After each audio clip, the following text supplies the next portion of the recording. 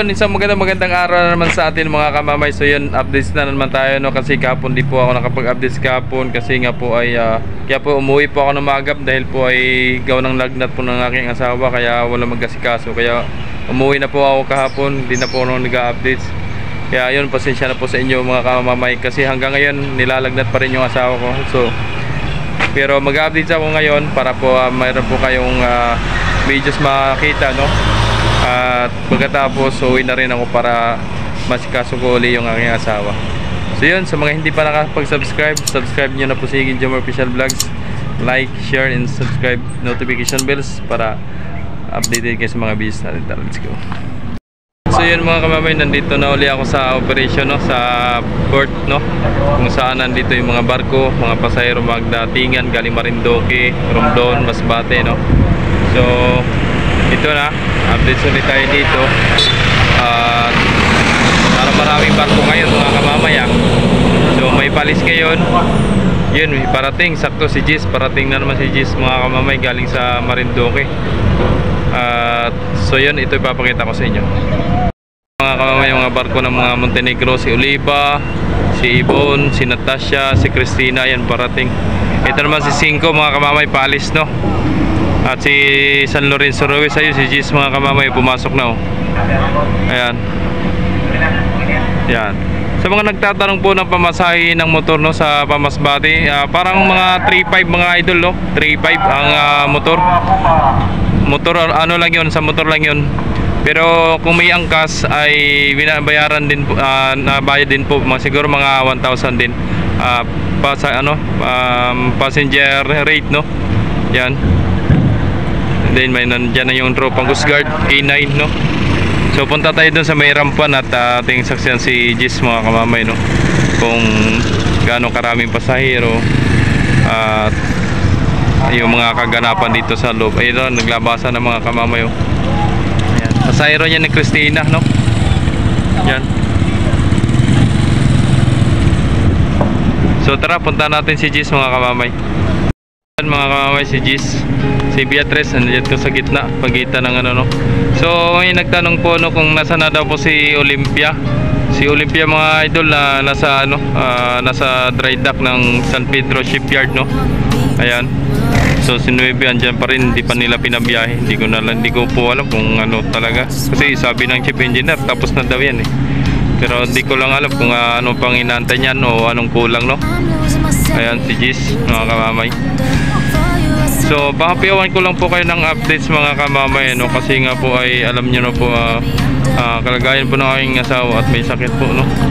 Kaya pagkatapos nito ay uuwi na rin po ako para lang po masikaso ko yung aking asawa, no?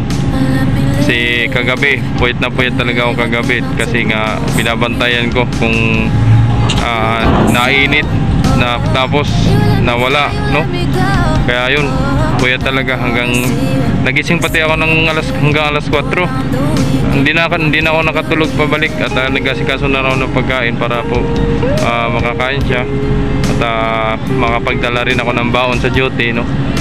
So kanina habang ako nasa duty, minomonitor ko talaga, sinatad ko kung ano ng pakiramdam, kumusta na siya. At talagang kahit ako nasa duty, hindi ako mapakali mga kamamay, no? At talagang solo lang kasi nasa bahay, eh. Yung aming mga Jonakis nasa ano, nasa Tagkawayan. Yan. So pagkatapos niya ni Gis mga kamamay, biyahe na naman agad yan mga kamamay papuntang Romblon, Sibuyan, San Agustin, Calatrava, no? Simara. Papunta yan doon. So si Dusi nga pala ay mamaya pa po yun mga idol, no? Kaya idol affectionate Lolik ay mamaya pa si Dusi, siguro mga alas 7, alas 8 ang dating. At alas 9 na naman ang ano nun, ang alis dito sa Puerto Blusina. Kasi pinagbiyahe nila dito, umalis dito kanina umaga alas 8 mga idol, no? Alas 8 ng umaga, may pasahero, may mga panakay, kaya yung pinagbiyahe nila. Grabe ang init, oh. Init. Yan si Chividida, takbo na naman. So yun, naglabasan yung mga panakay, oh. So ang labas niya mga kamamay sa ano yan, sa gate 4, no? Wala na pong nalabas dun sa may papuntang gate 1 at under construction pa mga kamamay, no? Hindi pa tapos buhusan. Ginagawa pa. Yung iba naman binubungkal, no?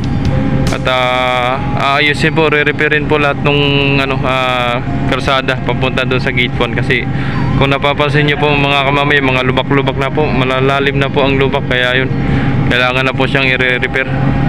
Ayun, oh, mga naglabasan. So yun, shoutout nga po pala sa anak ni Ma'am Glinda, ano, Nicomedes Vergara, no, na nandyan dyan, nag-post, no. At shoutout din sa kapitan natin dyan, si Sir Master Bob, no. Kanina mga kamamay, nagpunta ako ng terminal, so ang daming pasahero dun, papuntang Masbate at Romblon, no. So hindi pa nakalabas kanina nung pagpunta ko kanina. At may mga nagdatingan pa sa collecting, sa ticketing, no, ticketing boat ng Star sa Montenegro, no. Yan, doon po nakuha ng ticket mga kamamay pag sa mga pasahero, no, sa ticketing na yun. Yan, so yun, naglabas na yung dalawang motor. So, ingat sa biyahe mga idol, ingat kayo, sana gabayin kayo ng Panginoon habang kayo nasa daan. At huwag masyado magpapabilis-bilis. At ano, na nag-iingat ka nga sa daan, pero pag inabot ng malas, yung halimbawa nasa likod mo, nasa harapan mo, yun, hindi natin masabi. Kaya yun, doble ingat po sa daan mga idol. Ayan, labasan ng mga pasahero mga kamamay, no. So yun, sa mga hindi pa po nakapag-subscribe kay Jomar Official Vlogs, i-subscribe nyo na po mga kamamay. At i-share nyo na po ang mga videos po para po ma-updates po sa mga sunod pang videos, no. Lalo na po sa mga nangangailangan po ng updates mga kamamay, sa mga baguhan pa natin dyan viewers dyan. So yun, pa-subscribe na rin po mga idol.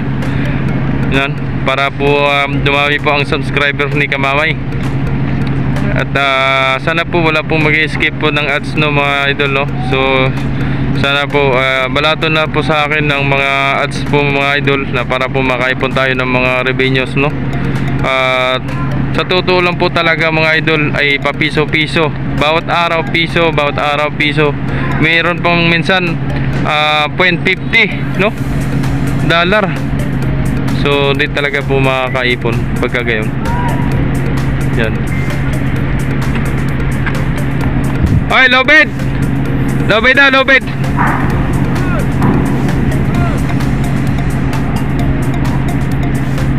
So yun, nakalabas na po lahat mga kamamay, no. Yun, nakalabas na po lahat.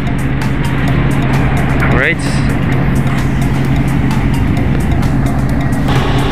Matras pala si ano, Christina ng Montenegro Shipping Lines.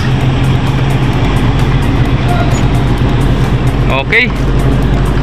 Hanggang dito na lang ang videos natin mga kamamay. Sana nagustuhan nyo po ang updates natin ng ngayong araw, no. So yun, araw ng Lunes mga kamamay, petsa 19, no. Time check ko yung mga kamamay ay alas 3:16, no. So yun, sana po nagustuhan nyo po mga kamamay ang updates natin. And huwag nyo po kalimutan i-like, i-share, and subscribe. Click notification bells para lagi po kayo updated sa mga videos natin mga kamamay. Lagi paalala ni kamamay, ingat, bye-bye, God bless.